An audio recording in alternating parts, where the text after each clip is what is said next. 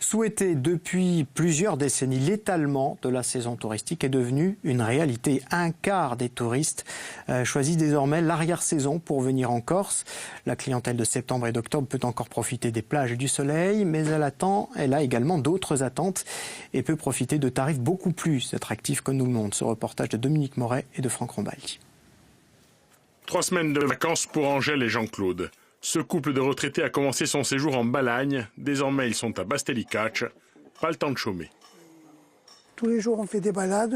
J'épluche la carte et je regarde où je peux me promener. Et ce mariage de mer et montagne, c'est magnifique. On a des panoramas. Quand on est en montagne, on se régale. Bonjour messieurs, dames, comment allez-vous? Cela fait 20 ans que Josette gère 2 gîtes. L'hôte confirme, la clientèle de septembre est bien différente de celle de la pleine saison. D'abord, ce sont des gens qui viennent et qui ont un peu plus de temps. Les séjours sont un petit peu plus longs en règle générale, évidemment. Et ce sont des gens qui viennent vraiment pour visiter, se reposer aussi, mais visiter vraiment la Corse. Cette clientèle composée de couples ou de groupes est en hausse. Entre 2015 et 2017, le mois de septembre a gagné 7%.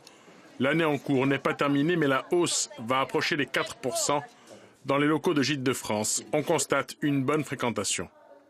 La saison maintenant se décale de plus en plus sur septembre. Elle commence plus tard en juillet. Et septembre est un très bon mois avec un taux d'occupation de plus de 75% sur les 2 premières semaines. Octobre, oui, ça continue, à un échelon moindre. On a un taux d'occupation qui est plus de l'ordre de 25%, avec un petit pic sur les vacances en fin de mois. Après les vacances, la saison est vraiment terminée.